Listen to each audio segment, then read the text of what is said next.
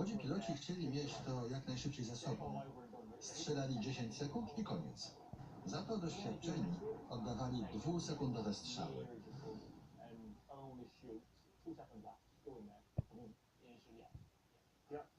Krótka seria.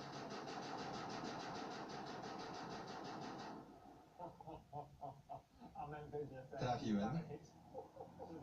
Odszedł. Jeszcze?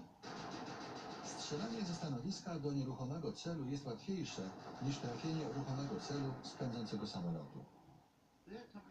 Wróg nadlatywał z prędkością ponad 400 km na godzinę. Twoja prędkość to